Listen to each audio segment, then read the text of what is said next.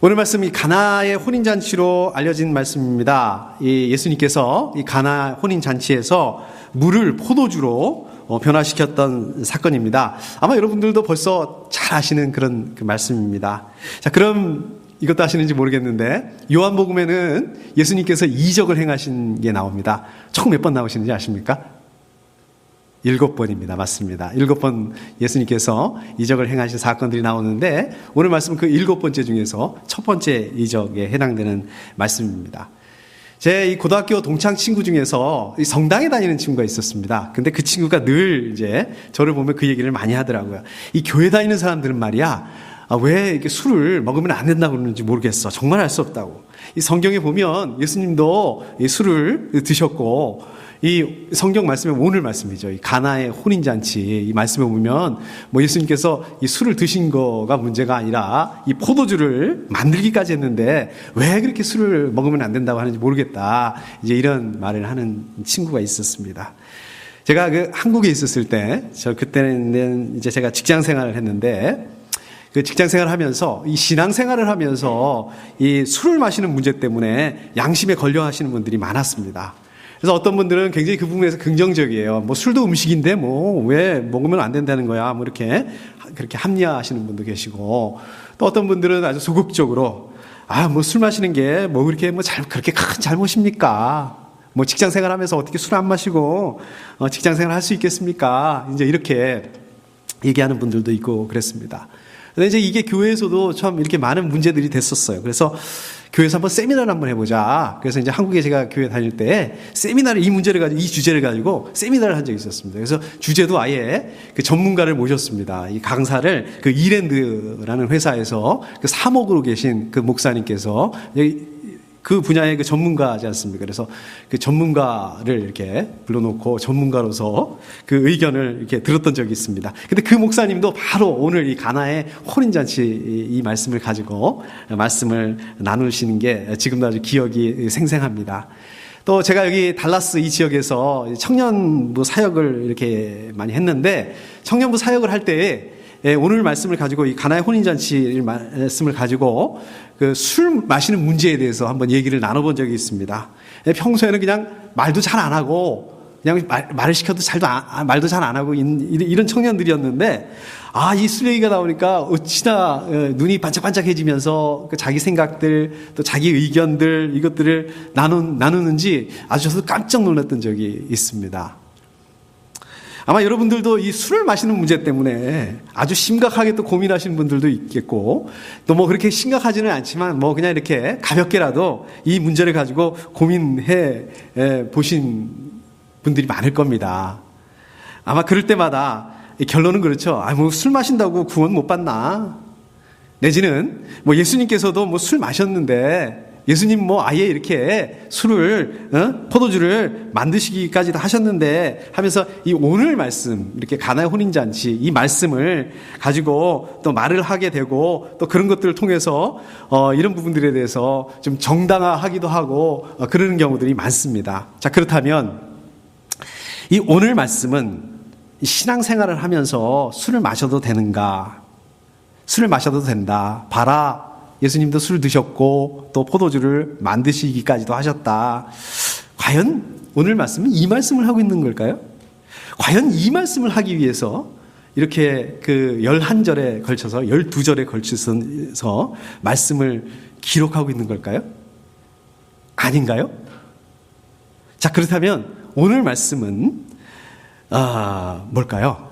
이 가나의 혼인잔치 이 말씀을 통해서 이 말씀을 하시는 건 뭘까요? 오늘 말씀 이 가나의 혼인잔치를 통해서 저 여러분들이 한번 생각해보고 기억해보고 또 우리 삶 속에 적용해봐야 될 부분들은 뭐가 있을까요? 오늘 그걸 중심으로 해서 오늘 말씀을 한번 나눠보도록 하겠습니다. 자, 오늘 말씀에서 저와 여러분들이 봐야 될 부분들이 많이 있습니다. 왜 하필 그거냐라고 말씀하시면 제가 굳이 이렇게 말씀드릴 수 있는 부분들은 아니지만 제가 생각하기에 오늘 말씀에서 봐야 되는 그 부분들은 제일 먼저 그 예수님께서 이렇게 예수님의 어머니 마리아가 예수님에게 한 말씀, 3절에 보면 포도주가 떨어졌다. 이 말입니다. 자, 그렇다면 마리아가 왜 예수님에게 이 말을 했을까? 포도주가 떨어졌다. 왜 이 말을 했을까? 도대체 무슨 의도를 가지고 저런 말을 어머니 마리아가 예수님에게 했을까? 저희가 이거를 한번 생각을 해봤으면 좋겠습니다. 먼저 이거를 생각하기 위해서 오늘 말씀의 배경을 좀 봐야 됩니다. 먼저 시간적인 배경을 보면 오늘 말씀은 언제일까요? 예수님께서 이제 막 공생애, 그러니까 이제 30년 동안, 그러니까 그 성경에 많이 기록되어 있지 않지만 이렇게 그걸 뭐라 그럴까요? 공생애 반대, 사생애? 그래서 이를 보내고 이제 공생애, 이제 공적인 그 사역을 시작하는 그런 시점입니다. 또 이 공간적인 그런 그 배경을 보더라도 1절에 보면 갈릴리 가나라고 이렇게 말씀하고 있습니다. 그러니까 이 가나의 혼인잔치가 있었던 곳은 어디냐면 갈릴리 근처라는 걸 알 수 있습니다. 그러니까 이 갈릴리는 어디입니까? 잘 아시는 것처럼 예수님께서 자라난 곳이에요. 예수님의 고향 근처입니다.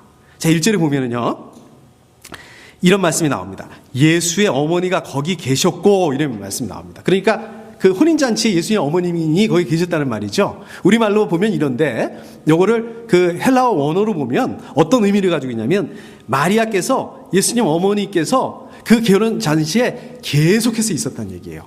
계속 쭉 이렇게 머물러 있었다는 얘기입니다.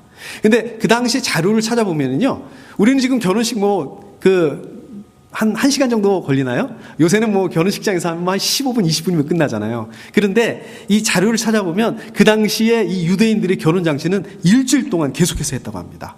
결혼 잔치를 일주일 동안 이렇게 했다고 합니다. 그러면은 이 마리아가 결혼 잔치 동안에 한 일주일 동안 거기에 계속 머물러 있었다는 얘기예요. 물론 뭐 잠깐 집에 갔다 올 수도 있고 또 이렇게 아침에 왔다가 저녁에 돌아갈 수도 있고 그럴지는 모르겠지만 아무튼 그 긴 시간을 그 결혼식 그 잔치에 거기에 머물러 있었다. 이 말은 무슨 말씀입니까? 이 마리아가 이 결혼 잔치집하고 아무 관계없이 그냥 하객으로 손님으로 그냥 거기에 잠깐 방문했다. 이거는 아니라는 걸 알 수 있죠. 그렇게 방문을 했다면 아무 관계없이 그냥 하객으로 방문을 했다면 그렇게 일주일 동안이나 거기에 있을 수 있지 않았겠죠. 자, 이거는 다시 말하면 이 마리아가 이 잔치집하고는 무슨 가까운 관계다, 내지는 어떤 뭐 이렇게 친척 관계, 인척 관계다, 이렇게 생각을 해볼 수가 있겠죠. 자, 2절에 보면 예수님께서도 이 잔치집에 초대를 받아서 거기에 갔던 거라고 이렇게 나옵니다. 그러니까 결국은 마리아도 그렇고 예수님도 그렇고 이 잔치집하고 무슨 친척 관계 내지는 가까운 관계였다. 제자들도 보면 초대를 받아서 간 걸로 나옵니다. 물론 제자들이 거기에 이렇게 뭐 인척 관계다, 친척 관계다라는 그런 근거는 없지만 최소한 제자들도 초대를 받아서 간 거를 보면 이 잔치집의 주인하고는 어떤 최소한의 친분 관계가 있었다는 것을 저희가 알 수 있습니다. 자, 그리고요, 우리나라도 그렇지만 이 결혼식 잔치집 하면 어떻습니까? 이 분위기가 어떤 분위기입니까? 우리가 결혼식, 잔치, 혼인잔치 하면 어떤 느낌이 듭니까? 막 기쁘고 즐겁고 흥겹고 여기저기서 웃음소리가 나고 또 이렇게 새로 결혼한 신혼부부에 대해서 또 축하해주고 축하받고 뭐 그런 자리가 아니겠습니까? 그런데 그런 자리에는 꼭 필요한 게 있어요. 그 당시에 우리 유대의 이 또 결혼 잔치에 그러한 그 자료를 보더라도 이 포도주가 굉장히 중요한 역할을 했다는 겁니다. 이 잔치집에 이 흥겨운 분위기, 흥을 돋구고 하는 데 있어서 굉장히 중요한 역할을 했다는 게 이게 포도주라는 겁니다. 자, 그런데 이 흥겨워야 될 결혼식에 문제가 생겼습니다. 어떤 문제가 생겼습니까? 이 포도주가 딱 떨어지게 된 거예요. 영어 성경으로 보면 ran out 이렇게 되어 있습니다. no wine 이렇게 되어 있습니다. 이게 무슨 말씀입니까? 포도주가 바닥이 나버렸다. 포도주가 없다. 포도주가 딱 떨어지게 된 거죠. 자, 이거 잘못하다가 어떻게 됩니까? 아까 말씀드린 것처럼 이 결혼 잔치집에서 이 포도주가 굉장히 중요한 역할을 하는 건데 포도주가 없어져 버리니까 잔치의 흥이 깨질 수 있고 이 잘못하다가는 아예 판 자체가 이거는 깨져버릴 수 있게 된 겁니다. 자, 근데 문제는 지금 이 문제, 포도주가 떨어졌다는 이 문제를 당장 해결할 수 있는 방법이 딱히 없다는 게 또 더 문제입니다. 자, 이렇게 문제가 생겨버리니까 그 잔치집에 하여튼 어떻게든 연결이 돼 있는 마리아가 나섭니다. 그 문제를 해결하기 위해서. 자, 근데 또 재밌는 거는 잘 보십시오. 아니, 포도주가 떨어졌다는 얘기를 마리아가 자기가 해결하려고 하는 것까지 좋은데, 그러면 그 잔치집 혼주, 아니면 거기 구절에 보면 잔치 맡은 이제 이 사람은 아마 그 잔치를 이렇게 주관하는 대리인 정도 되는 것 같아요. 이 사람한테 말을 해야 될 거 아니겠습니까? 포도주가 떨어졌다. 근데 이 얘기를 이 사람들, 그 마리아는 그 잔치집 혼주나 또 잔치 맡은 이 얘기하는 게 아니라 예수님한테 이 말을 하고 있다는 거예요. 자, 왜 그러면 예수님에게 마리아가 이 말을 했을까? 그냥 우리가 가만히 생각을 해보면, 아까도 말씀드린 것처럼 이 잔치집이 마리아하고 무슨 친척 관계 내지는 그런 가까운 관계였다면, 그냥 그 친척 관계 가까운 관계에 있는 잔치집에 지금 그 난처한 상황이 생겼는데, 그 난처한 상황이 생겼다라고 이렇게, 자기 아들이잖아요. 예수님이 큰 아들이잖아요. 그러니까 그 아들한테 자연스럽게 그냥 그 얘기를 나누는 것이다, 이렇게 볼 수 있습니다. 첫 번째로. 자, 그런 거 하면은 조금 더 생각해 볼 부분들이, 이런 부분을 생각을 해 볼 수가 있습니다. 마리아가 예수님을 그 잉태를 하고, 또 마리아가 예수님이 태어나는 그 과정을 보면 굉장히 특별한 그런 과정을 거치잖아요. 우리 누가복음 1장에 보면 어떤 일이 있었습니까? 천사가 직접 와가지고 예수님을 잉태한 사실을 얘기해 준 게 나옵니다. 또 누가복음 2장에 보면 예수님이 태어난 다음에 목자들이 찾아와서 막 경배를 해요. 마태복음 2장에 보면 이건 더 심합니다. 동방에서 동방 박사들이 찾아와서 예수님을 경배하는 사건이 있었어요. 누가복음 2장 19절에 보면 이런 말씀이 나와요. 마리아는 이 모든 말을 고이 간직하고 마음속에 곰곰이 새겼다. 그러니까 자기가 예수님을 잉태하고 예수님이 태어나는 이 과정들, 이 모든 것들을 고이 간직하고 마음속에 이거를 곰곰이 새겼다, 이걸 간직하고 있었다라는 거예요. 거기다 한번 생각을 해보십시오. 아까도 말씀드렸듯이 이 잔치집이 있는 곳이 어디냐면 해필 갈릴리 가나예요. 그러니까 예수님의 고향 근처예요. 어떤 겁니까? 이게 대도시, 달라스처럼 대도시 아니잖아요. 작은 마을이에요. 거기다가 사람들이 마리아하고는 친척 관계입니다. 다 아는 상태예요. 그럼 한번 생각을 해보십시오. 마리아가 예수님을 잉태했을 때 한번 생각해요. 이 마리아가 예수님을 잉태했을 당시에 그 마리아가 예수님을 어떻게 잉태하게 됐는가? 사람들이 이거를 어땠을까요? 몰랐을까요? 다 알았겠죠. 어떻게 알고 있었을까요? 마리아가 성령으로 잉태했대. 이렇게 알고 이렇게 기억할 수도 있겠죠. 근데 남의 말이라는 게 그렇지 않습니까? 남의 말이라는 게 좀 좋은 부분보다는 나쁜 부분을 가지고 얘기하는 게 좋잖아요. 자, 이렇게 수군거리지 않았을까요? 마리아가 결혼도 하기 전에 정혼만 하고서 벌써 애를 가졌대. 이렇게 수군거리지 않았을까요? 그리고 사람들이 이렇게 수군수군거리는 거를 마리아도 당연히 알 수 있었겠죠. 당연히 알았겠죠. 근데 이거 증명할 수 있는 방법이 없습니다. 지금 같으면 유전자 검사라도 해가지고 그 검사 결과를 보이면서 봐봐, 이거는 성령으로 잉태한 게 맞잖아. 근데 지금 그럴 상황이 아니지 않습니까? 지금 마리아는 어떤 상태예요? 이게 속으로 삭힐 수밖에 없는 그런 상태가 아니겠습니까? 근데 그 마음속으로는 언젠가는 하나님께서 이 억울한 심정을 풀어주실 것이다. 언젠가는 하나님께서 그러한 기회를 주실 것이다. 근데 마리아한테 기회가 찾아온 겁니다. 마리아는 지금 하나님께서 주신 기회다라고 생각을 하고 예수님에게 얘기를 하고 있는 거예요. 그런데 그럼에도 불구하고 이런 그 마리아의 간절한 소망에도 불구하고 바람에도 불구하고 예수님께서 이렇게 말씀하십니다. 4절에 보니까 여자여 그것이 나와 당신에게 무슨 상관이 있습니까? 아직 내 때가 오지 않았습니다. 보면은 예수님께서 굉장히 거칠게 말씀하시는 거예요. 퉁명스럽게 말씀하시는 것처럼 이렇게 볼 수 있습니다. 근데 그 영어 성경으로 보면 NIV 성경으로 보면 Dear woman 이렇게 표현하고 있습니다. 굉장히 공손한 표현이죠. 사랑하는 어머니, 우리 이렇게도 볼 수 있습니다. 아무튼 그 예수님께서 대답하시는 마리아에게 대답하는 그 골자는 한마디로 말하면 이 일은 우리하고 관계없는 일이다. 그러니까 한마디로 말하면 그 예수님께서 이 마리아의 그 의도, 이 속마음을 이걸 아셨고 그 다음에 그것을 거절하는 말씀이에요. 지금 거절하고 계신 거예요. 그리고 또 따지고 보면 뭐 굳이 거기까지 나가지 않는다고 하더라도 따지고 보면 예수님이 그 잔치집에 지금 그 하객으로 참석한 건데, 초대받아서 참석한 건데, 잔치집에 그 포도주가 떨어진 거 그거하고 아무 관계가 없는 게 맞는 거죠. 자, 그런데 보세요. 5절에 보면 마리아가 일꾼들에게 이렇게 얘기를 합니다. 무엇이든지 그가 시키는 대로 하세요. 이 마리아가 어떤 지금 상태입니까? 예수님에게 부탁을 했어요. 근데 예수님에게 거절을 받았어요. 근데 마리아가 포기하지 않습니다. 이게 굉장히 저는 중요하다고 생각합니다. 물론 마리아의 의도가 이게 바르지 않을 수 있습니다.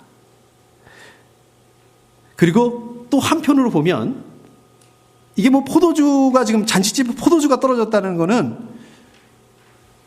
잔치집에 포도주가 떨어졌다는 거, 그리고 지금 그 예수님께서 그냥 그 집에 하객으로 참석을 했는데 그거 아무 관계없다는 거, 이거는 마리아도 잘 알고 있습니다. 자, 그런데 문제는 지금 이 문제를 해결할 수 있는 방법이 없다는 거예요.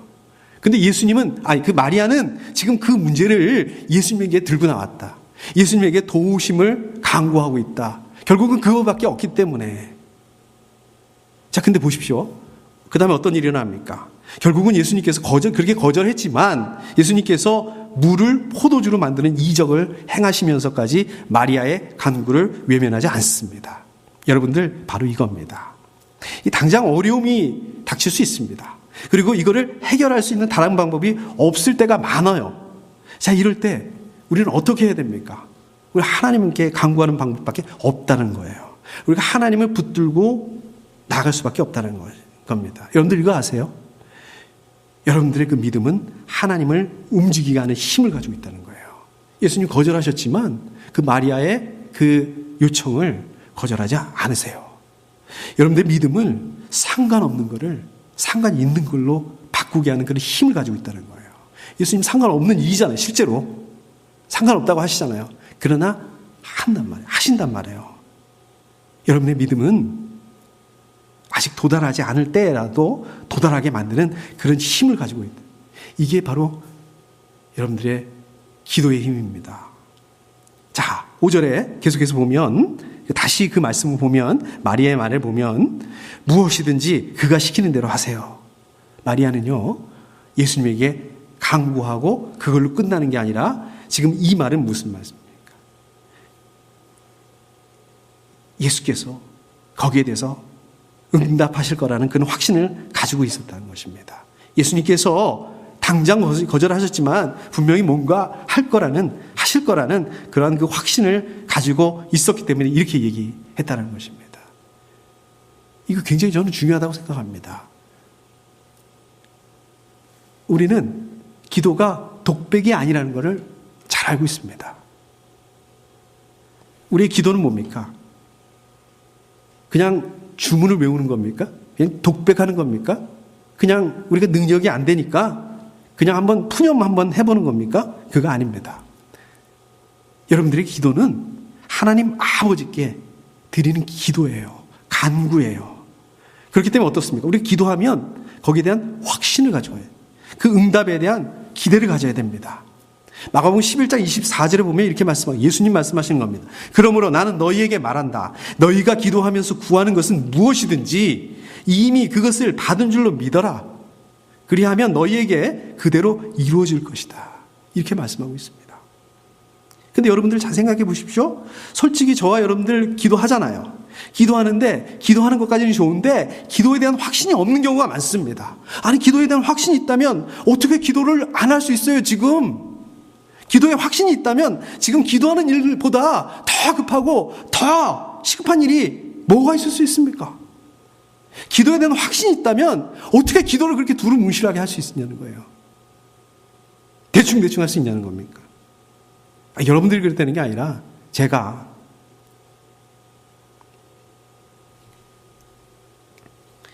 우리가 아무리 많이 기도한다 하더라도 기도 응답에 대한 확신이, 그런 믿음이 없다면 역사가 일어나지 않습니다.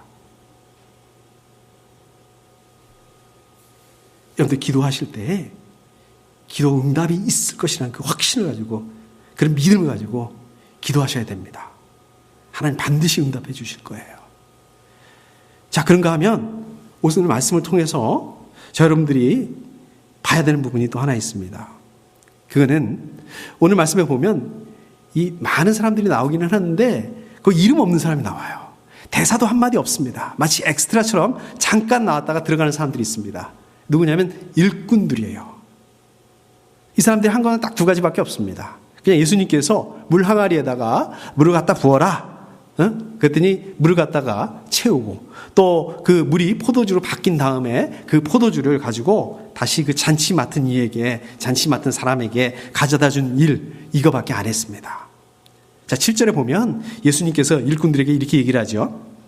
이 항아리에 물을 채워라, 이렇게 말씀하십니다. 자, 그러면 이 항아리가 뭔가? 뭐 물 항아리겠죠. 그런데 이 항아리에 대한 정체가 6절에 보면 나옵니다. 그 6절에 보면 이 항아리는 정결 예식을 위해서 담아놓는 물 항아리라는 것을 알 수 있습니다. 자, 그럼 정결 예식이 뭐냐? 쉽게 말해서 손 씻는 거예요. 그러니까 이 물은 손 씻는 데 쓰는 그 물을 담아놓는 그 항아리예요. 이 항아리는. 그 당시 유대인들이 어떻게 했냐면 바깥에 나갔다가 돌아와서 또 식사하기 전에 반드시 손을 씻습니다. 근데 이거는요, 우리도 그러잖아요. 바깥에 나가면 이제 이렇게 세균이 묻을 수 있고 또 밥 먹기 전에 손이 지저분해지면 세균이 들어갈 수 있으니까 손 씻지 않습니까? 근데 그런 차원이 아니라는 거예요. 그런 위생의 차원을 넘어선다는 거예요. 제가 정확히 기억을 못 하겠는데 그 옛날에 랍비들은 그랬답니다. 이 이스라엘의 그 물이 귀하잖아요. 근데 물이 한 모금밖에 한 모금밖에 없어요. 그러니까 이거를 안 먹으면은 목말라 죽습니다. 근데 정결 예식을 위해서 자기가 물을 안 먹고 자기 손을 닦는 데 쓴다. 그러니까 이 말은 무슨 얘기냐면 이 정결 예식이라는 거는 그런 어떤 그 위생 그런 차원에서 한 게 아니라 종교적인 의미, 또 의식적인 의미가 더 크다는 것입니다. 자, 그런데 아무튼 그 항아리 사이즈가 얼마 정도 됐냐면 한 10갤런 정도 됐다고 합니다. 근데 이 10갤런 정도면 어느 정도 되냐면 생수병 아시죠? 파란 거, 큰 거. 그게 5갤런입니다. 그러니까 그 생수병 큰 거 2개 정도, 생수통 2개 정도 되는 그 사이즈예요. 근데 6절에 보면 그런 항아리가 6개라고 했어요. 그러니까 생수통 그거 한 12개 정도예요. 이 정도면 적은 양이 아닙니다.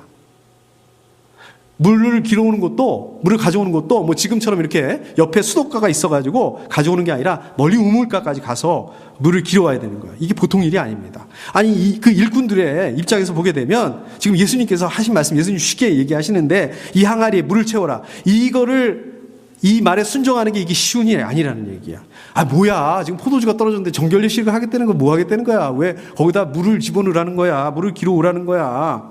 이럴 수 있죠. 도대체 그걸 왜 하라는 겁니까? 예수님한테 이렇게 따질 수 있죠? 노골적으로 불만을 표시할 수 있습니다. 그 말을 더 심하게 해서는 거절할 수도 있었어요. 이 사람들은. 그렇지만은 이의제기를 하지 않습니다. 이 일꾼들은.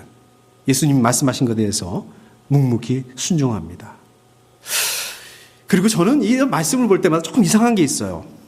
아니, 예수님께서 지금 포도주를 만드시는데 왜 물이 필요하셨냐고요? 이게 포도주가 액체로 돼 있으니까 그냥 말씀으로 포도주를 만들면 되는 거 아니겠습니까? 그냥 예수님의 그 사역을 보면 말씀으로 병을 고치시고 말씀으로 역사하시고 말씀으로 이적을 행하시고 이런 경우도 많잖아요. 그런데 왜 지금 여기다 보면 물을 갖다 그렇게 부으라고 하는가? 그것도 이거 쉬운 일이 아닌데 사람들에게 이렇게 수고를 시키는가? 이 가만히 봤더니 예수님의 방법입니다. 예수님의 스타일입니다. 사역 방법입니다. 그 오병이어를 가지고 5,000명 역사하실 때도 5,000명을 먹이실 때도 보면 어린아이의 그 오병이어, 그러니까 오병이어 뭡니까? 이렇게 떡 5덩이, 물고기 2마리. 이게 왜 필요한데요? 그냥 말씀으로 5,000명 먹일 그 음식을 준비하게 하면 되는 거지. 무슨 오병이어, 떡 5개, 물고기 2마리, 그것도 못 만들으셔서 그게 필요하셔가지고 그걸 가져오라고 한다면서 무슨 5,000명을 먹이신다는 거예요. 나사로 살리는 것도 보면은 나사로를 살리겠다고 지금 나사로 무덤 앞에 갑니다. 예수님이 무덤 앞에까지 가가지고 그 무덤 문을, 그러니까 무덤 그 입구를 막고 있는 돌을 그거를 치우라고 다른 사람들한테 얘기를 해요. 아니 뭐 지금 무덤에 돌을 치울 능력이 없어서 그거를 사람한테 이렇게 시키는 거라면 그것도 치울 능력이 없는 분이 무슨 나사로를 살리겠다고. 그냥 직접 그거를 좀 치우시든지 돌을, 아니면 말씀으로 돌을 치워버리면 될 게 아닌가. 근데 여러분들 이런 거 생각해 보신 적 있으세요? 성경 읽으면서? 만약에 그 예수님께서 그 어린아이가 가지고 있는 제자들에게 그 오병이어를 가지고 와라, 이렇게 말씀하시는 것 대신에 야, 그거 가지고 5,000명 니네가 먹여라, 이렇게 됐다면 어떻게 됐을까요? 만약에 예수님께서 사람들에게 그 나사로의 무덤 문을 막고 있는 돌을 치우라, 이렇게 말씀하시는 것 대신에 죽은 나사로를 살려라 라고 얘기하셨다면, 만약에 예수님께서 일꾼들에게 물을 항아리에다 갖다 채워라, 이렇게 말씀하시는 대신에 물을 포도주로 바꿔라 라고 말씀하셨다면, 당연히 예수님께서는요 5,000명을 먹이시기 위해서 그 어린아이에 떡 5개, 물고기 2마리 필요 없으셨습니다. 당연히 예수님께서는 나사로를 살리시기 위해서 무덤을 막고 있는 돌을 치우라고 얘기하실 필요가 없으셨습니다. 당연히 예수님께서는 물을 포도주로 바꾸시기 위해서 그 물을 부으라고, 항아리에다 갖다 부으라고 그렇게 하실 필요가 없습니다. 자, 그럼 똑같아요. 마찬가지입니다. 하나님께서는 하나님 일을 하시기 위해서 여러분들의 헌신과 사역과 기도가 필요하신 게 아닙니다. 그러나 그럼에도 불구하고 예수님께서 이 일꾼들을 예수님의 사역에 끌어들이세요. 이 일꾼들을 예수님의 사역에 참여하시도록 합니다. 자, 그런데 어떤 일이 일어나는지 아십니까? 잔치집에 하객으로 왔던 많은 사람들이 있죠. 거기 잔치 맡은 사람도 있죠. 잔치집 혼주도 있죠. 신랑 신부도 있겠죠. 그 많은 사람들이 예수님의 이적의 자리에 있었어요. 그리고 예수님께서 그 물로 만든 포도주를 마십니다. 맛을 봅니다. 물론 그 사람들도 이적의 자리에 있었고 예수님의 이적의 열매를 경험해요. 그런데 무슨 일이 일어나는지 이 사람들은 아무도 모릅니다. 9절에 보니까 이런 말씀, 그것이 어디에서 났는지 알지 못하였으나, 10절에 보면 또 이 말씀, 그대는 이렇게 좋은 포도주를 지금까지 남겨두었구려, 이럽니다. 이거를 직접 본 사람이 아무도 없습니다. 딱 일꾼들만 예수님의 이적을 직접 봅니다. 예수님께서 물로 포도주를 만드신 그 역사하심을 직접 보고 경험합니다. 그래서 9절에 보면 잔치를 맡은 이는 포도주로 변한 물을 맛보고 그것이 어디서 났는지 알지 못하였으나, 보십시오, 물을 떠온 일꾼들은 알았다, 이렇게 말씀하고 있습니다. 딱 이 일꾼들만 예수님의 이적의 역사에 참여한 게 된 겁니다. 이게 딱 마찬가지입니다. 하나님께서는 여러분들 기도를 들어주시기 위해서, 그 일이 여러분들의 그 기도 제목이 응답되게 하기 위해서 여러분들 기도가 필요하신 게 아니에요. 여러분들 기도 필요하지 않습니다. 여러분들 헌신, 여러분들 사역 필요하지 않습니다. 여러분들 기도하지 않아도 돼요. 여러분 헌신하지 않아도 됩니다. 여러분들 사역하지 않아도 돼요. 그렇다고 진짜 기도하시지 말라는 말씀이 아니고, 헌신하지 마시는 말씀이 아니고, 여러분들 기도한다는 것은 여러분들이 헌신하고 여러분들이 사역한다는 것은 이거예요. 여러분들이 하나님 사역 가운데 직접 참여할 수 있게 된다는 것입니다. 하나님의 비밀, 하나님의 그 역사, 여러분들이 기도할 때, 여러분들이 헌신할 때, 여러분들이 하나님의 사역에 참여하게 될 때 그 비밀, 그 역사를 직접 보고 직접 알게 된다는 것입니다. 여러분들 이건 특권입니다. 여러분 이건 축복입니다. 여러분들 이 축복을 포기하시면 안 됩니다. 자, 그런가 하면, 자, 오늘 말씀을 통해서 여러분들이 봐야 되는 부분이 또 하나 있습니다. 그건 이 말씀입니다. 11절 말씀. 11절 말씀에서 맨 뒤에 말씀. 그의 제자들이 그를 믿게 되었다, 이렇게 말씀하고 있습니다. 자, 오늘 말씀은 이게 스토리라고 얘기를 한다면, 이 스토리는 사실상 10절에서 끝납니다. 11절은 이 스토리라기보다는 이 스토리가 끝나고 이 스토리를 마무리하는 차원에서 마지막으로 해설자가 해설해주는 그런 식입니다. 근데 그 중에서도 맨 마지막에 그의 제자들이 그를 믿게 되었다, 이렇게 말씀하고 있습니다. 이거는 다시 말씀하자면 지금 요한이 이 말씀을 의도적으로 적고 있다는 얘기예요. 자, 그러면 왜 여기서 요한은 이 말씀을 의도적으로 이 말을 적고 있었을까? 하필 이 말을 의도적으로 적고 있었을까? 그러면 원래 제자들이 예수님을 믿지 않았다는 건가? 그런데 이 이적 사건을 보고 제자들이 이제 예수님을 믿게 됐다는 건가? 아니에요. 앞에 부분에 보면은요, 요한복음 1장에 보면 저희가 같이 읽지는 않았지만 1장에 보면은 그게 아니에요. 벌써 메시아라는 걸 압니다. 제자들이. 1장 41절에 보면은 우리가 메시아를 만났어 이렇게 얘기를 합니다. 다시 말하자면 제자들은 예수님의 메시아라는 그거를 이미 알고 고백을 하고 믿었습니다. 예수님이 메시아라는 그 세대에서 그 사실에 대해서 동의했어요, 벌써. 근데 제가 지난번에도 이 말씀을 나눈 것 같은데 여러분들 믿음이 뭡니까? 여러분들이 그 믿는다, 하나님을 믿는다, 예수님을 믿는다는 건 무슨 뜻입니까? 여러분들이 믿는다는 거는 어떻게 생각하냐면 지적으로 동의하는 거. 그러니까 예를 들자면 이거 예수님이 메시아다, 그리스도다, 하나님께서 천지 만물을 만드셨다, 이거를 안다, 이거를 동의한다, 이거를 인정한다. 우리는 이거를 믿음이라고 얘기를 해요. 이거를 믿음이라고 생각합니다. 그러나 이게 전부가 믿음의 전부가 아니라는 거예요. 믿음이라는 건 물론 그런 동의가 있어야 돼요. 인정을 해야 됩니다.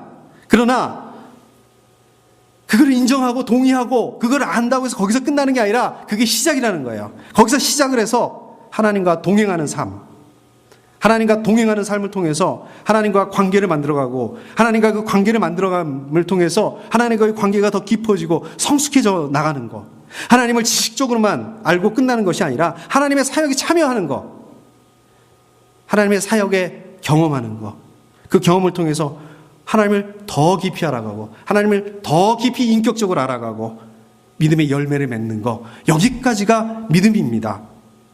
우리 말씀 한번 찾아볼까요? 요한일서 말씀입니다.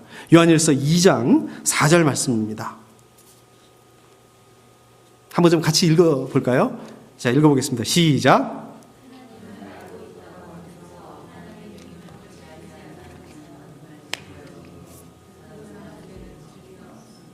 그렇습니다. 하나님을 지식적으로만 알고 지식적으로 동의하고 지식적으로 인정한다 하더라도 그 삶 속에서 하나님의 말씀이 나타나지 않으면 이건 진짜 믿음이 아니라는 겁니다. 믿음이라는 것은 하나님을 경험하고 그 삶이 나타나게 된다는 거예요. 다음 절 한번 볼까요? 요한일서 2장 5절 말씀. 같이 한번 큰 소리를 읽겠습니다. 시작. 그러나 누구든지 하나님의 말씀을 지키면 그 사람 속에는 하나님께 대한 사랑이 참으로 완성됩니다. 이것으로 우리가 하나님 안에 있음을 압니다. 이렇게 말씀하고 있습니다. 하나님의 말씀이 바로 여러분들의 삶 속에서 나타나게 될 때 사랑이 완성이 된다. 여러분들의 믿음이 완성이 된다는 말씀입니다. 자, 그런데요, 오늘 말씀 11절에 보면 그의 제자들이 그를 믿게 되었다 이렇게 말씀하는 이유는, 자, 그러면 예수님께서 왜 이 이적을 행하셨을까? 그 이유를 설명하고 있다는 거예요. 그 이유가 뭡니까? 그 이유가 예수님께서 왜 이 이적을 행하신 겁니까? 잔치집에서 갑자기 포도주가 떨어지는 바람에 그 문제를 해결하시기 위해서, 맞죠? 그리고 더 나아가서 뭡니까? 예수님께서 메시아 되심을 보여주시기 위해서. 누구에게?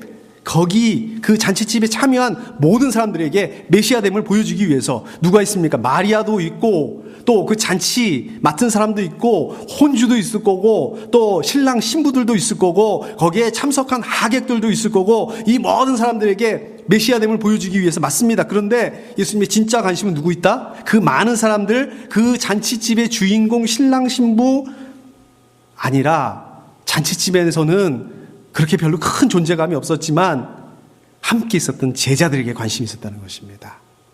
제자들이 예수님을 메시아라는 그 사실을 벌써 지식적으로 알았어요. 동의하고 있었어요. 인정하고 있었습니다. 그러나 그거로 끝나는 것이 아니라 예수님을 통해서, 이 이적 사건을 통해서 하나님의 능력을 보여주시기 위해서라는 거예요. 이거를 통해서 예수님께서 메시아라는 그 사실을 이제 지식적으로 아는데 머무는 게 아니라 그 메시아 대신 그 예수님을 직접 경험하게 하고 예수님과의 관계를 쌓아나가기 위해서 그렇게 했다는 것입니다. 자, 그렇기 때문에 여기서 그의 제자들이 그를 믿게 되었다 이렇게 말씀하고 있는 것입니다. 마찬가지로 여러분들이 계신 곳들, 여러분들의 가나의 혼인잔치에 많은 사람들이 있지만 하나님께서는 그 많은 사람들을 아니고 바로 여러분들에게 관심이 있다는 것입니다. 하나님께서는 여러분들을 주목하고 계시다는 것입니다. 아, 왜요? 왜 많은 사람들이 있는데 하필 여러분들 하나님의 자녀이기 때문에, 여러분들 예수 그리스도의 제자이기 때문에 그렇습니다. 여러분들 이런 분들입니다. 여러분들이 이렇게 중요한 분들입니다. 하나님께서 관심을 가지신 분들입니다. 여러분들은 하나님께서 주목하시는 그런 분들입니다. 자, 10절 말씀에 보면 잔치 맡은 이가 신랑에게 이렇게 말합니다. 누구든지 먼저 좋은 포도주를 내놓고 손님들이 취한 뒤에 덜 좋은 것을 내놓는데 그대는 이렇게 좋은 포도주를 지금까지 남겨두었구려. 무슨 말입니까? 예수님께서 만드신 그 포도주가 어떻다고요? Very good, excellent. 질만 좋았어, 품질만 좋았을 뿐만 아니라 양도 부족함이 없습니다. 하나님께서 응답해 주시는 응답이 이렇습니다. 여러분들, 우리에게 필요한 게 많지 않습니까? 우리 생명생교회도 불과 한 달 전만 해도 재정 문제 때문에 걱정이 태산이었습니다. 저도 막 급하게 되니까 여기도 가고 저기도 가고 우리 미국 목사님도 만나고, 근데 결국은 그게 아니고 하나님을 찾아가고 하나님께 구해야 되고, 하나님께 구하게 되면 부족함 없이 주신다는 것입니다. 어떻습니까? 오늘 말씀, 술 마시고 안 마시고 신앙생활을 하면서 술 마셔도 좋으냐, 마시면 안 되는 거냐, 봐라 예수님 포도주를 만들기까지 하셨다, 이 말씀으로 시작을 했습니다. 그럼 오늘 말씀이 이 믿는 그리스도인들이 술 마셔도 되는가 아닌가 이 말씀하고 있습니까? 이 말씀하는 겁니까? 아닙니다. 동기는 순수하지 못했을지 모르겠지만 정말 그 생각지도 못한 그 문제를 만나게 되었을 때, 해결할 수 없는 그 문제를 만나게 되었을 때 누구보다도 예수님을 찾았던 그 어머니 마리아와 같은 믿음, 저 여러분들도 그런 믿음을 가져야 된다는 거예요. 왜냐하면 저 여러분들이 그런 믿음을 가졌을 때에 하나님을 움직이게 할 수 있기 때문에 그렇다는 것입니다. 뿐만 아니라 저 여러분들 그 기도가 응답될 거라는 그런 확신과 믿음을 가지고 있어야 됩니다. 이게 중요한 겁니다. 여러분들 그런가 하면은 여러분들의 그 믿음의 단계를 여기에서만 머물러 있어서는 안 됩니다. 일꾼들처럼 하나님의 사역에 동참할 수 있어야 됩니다. 하나님의 사역은요, 중보기도로 참여할 수도 있습니다. 우리 교회 사역으로도 참여할 수 있습니다.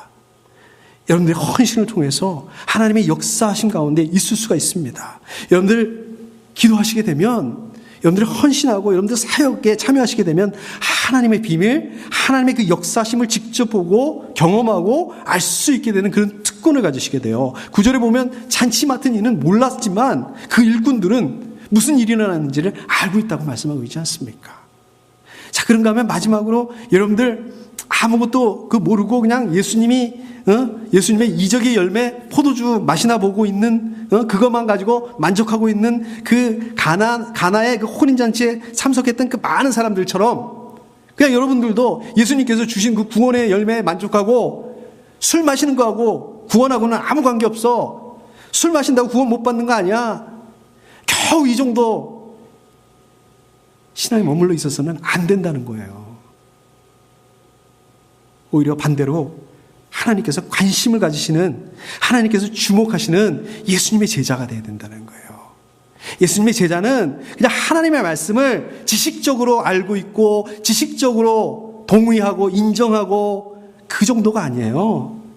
하나님의 말씀을 바로 여러분들의 삶의 현장에서, 여러분들의 삶의 실제에서 실제로 좀 그대로 그 말씀대로 살아내는 거, 그게 예수님의 제자입니다.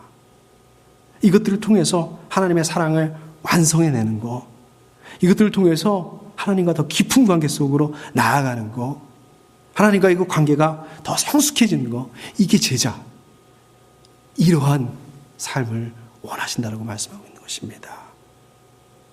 이번 한 주간도 그런 삶을 감당해내실 수 있는 우리 귀한 생명가족들 다 되실 수 있기를 축복합니다. 함께 기도하겠습니다.